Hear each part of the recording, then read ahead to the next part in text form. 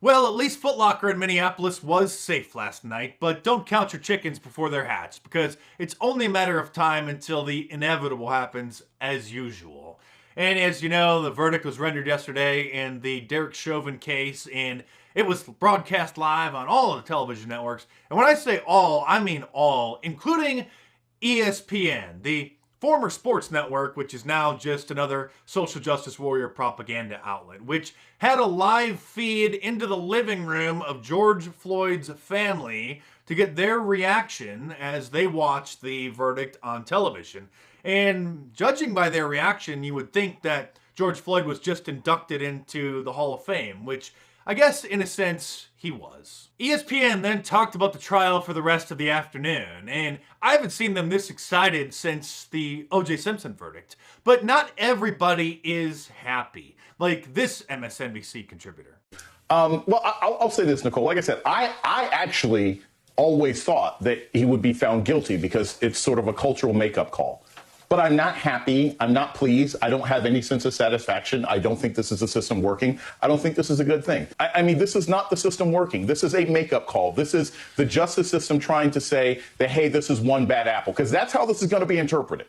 It's going to be this one bad apple. He got in trouble. Yay, blah, blah, blah. You see, you'll never be able to make these Marxists happy. Well, I guess until America's completely destroyed. But you get my point. Over at Fox News, Greg Gutfeld was happy, however, because he doesn't want people to think that he's racist. And now I'm going to just get really selfish. I'm glad that he was found guilty on all charges. Yeah. Even if he might not be guilty of all charges. Oh, my God. I am glad that he is guilty of all charges because I want a verdict that keeps this country from going up in flames. Oh, my goodness. No. What do you mean? Look, Greg, listen. What do you mean? No, I'm at least being honest. My neighborhood was looted. I don't ever want to go through that again. We do not sacrifice individuals for the sake I'm of saying he's how guilty. people I'm feel. saying I'm glad about the verdict. Okay, but the bottom line is You can't that disagree with courtroom, But don't think this means that the Marxists won't burn cities down across the country on a regular basis for the foreseeable future, for the remaining lifespan of the United States, rather, because they'll find a new saint to rally behind in the next 24 hours. In fact, they already have a few candidates lined up. Celebrities across social media are celebrating, and some even traveled to Minneapolis for the big day, like Reverend Al Sharpton, who is also an MSNBC contributor, and he posted this video on his social media showing him getting on his private jet to make the trip. Yep, he's had it so difficult as a black man in America that he was able to buy a private jet by constantly complaining about white people. Old Joe even gave a primetime address to the nation last night about St. Floyd. No comments, however, about that poor 7-year-old black girl in Chicago who got killed in a drive-by shooting when her and her dad were waiting at a fast food drive-thru. No posters, murals, or t-shirts for her. No protests, no marches. Just a 15-second soundbite on the news, and she's forgotten. Maybe that's because stories about gang killings in Chicago are sort of like the weather reports in Southern California.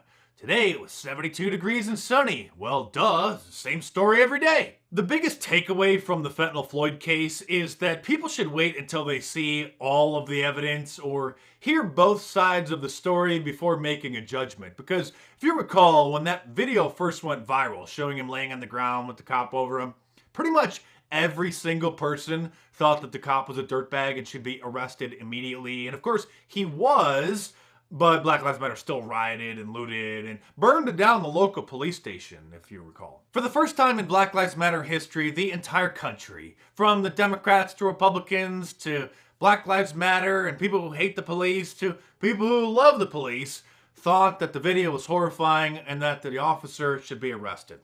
But then the body camera footage came out showing that George Floyd was saying that he couldn't breathe just as he was being taken into custody and that he was hyperventilating and frothing at the mouth.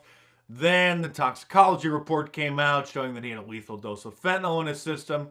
Then another piece of footage came out from another angle showing that Derek Chauvin was actually kneeling on his collarbone, on his back, on his shoulder, not on his neck. Then the medical examiner report showed that he had no damage to his neck, etc., etc. And just like with the Michael Brown and the hands up don't shoot narrative, which gave birth to the Black Lives Matter bowel movement, as you may recall, this entire story was based on a lie. Derek Chauvin's legal team is, of course, going to appeal, and as long as the judge who decides that isn't a George Soros puppet, then they should get a retrial. And the judge in this trial admitted that Maxine Waters' comments would be serious grounds for actually overturning the verdict.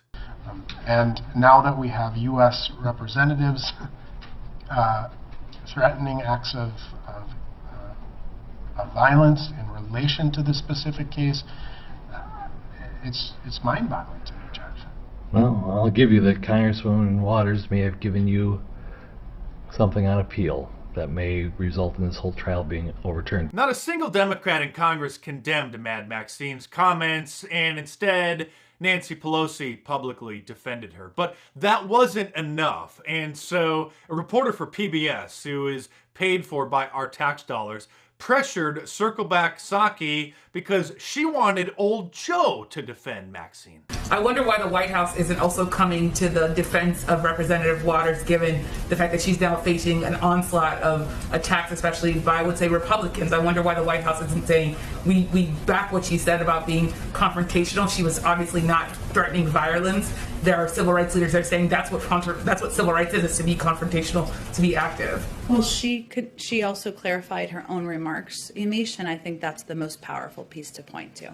Oh, and let's not forget that half of downtown Minneapolis was boarded up last night with the National Guard deployed to protect it, and major cities across the country on high alert because, well, the largest modern Democrat movement would have burned down billions of dollars worth of businesses and killed countless Americans if the verdict went the way that they didn't want. A Marxist movement which is endorsed by almost every Fortune 500 company, every major sports team, every major news network, every celebrity, and the entire Democrat Party. I don't want to be a total Debbie Downer. There is some good news to report on. However, Project Veritas was able to confront little Brian Stelter, CNN's senior media analyst, about their earlier videos showing that one of their directors was caught on tape admitting that the network is propaganda.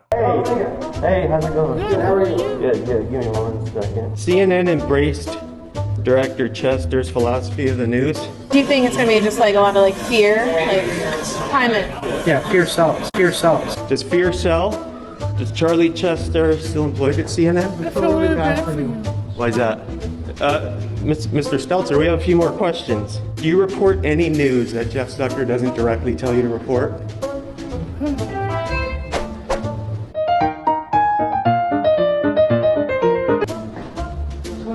Do you have any comments? Do you use his words, propaganda? Sure. Is Charlie Chester still employed at CNN? I feel really bad for you. Why do you feel bad for me? We're journalists. Why do you feel bad for me? Are you a journalist? Are you able to report anything that's not directly handed down? You need to leave. Do you want them? Okay, Mr. Stelter, do you have any other comment on Charlie Chester? Sure. You have to walk out. This is a journalist with Project Veritas trying to get comments from Brian Stelter on our recent release from Charlie Chester in the propaganda COVID numbers to stoke fear into the American people. Coming to you from New York City. Did you notice that he was carrying a purse? Of course he was. And speaking of CNN, you may be interested in my defund fake news shirt, which actually funds real news, me. Or this fake news shirt, which is also available in my online store at markdice.com. Available in a t-shirt, long sleeve, and a hoodie, and a whole bunch of different colors as well. So head on over to markdice.com or click the link in the description below and check them out.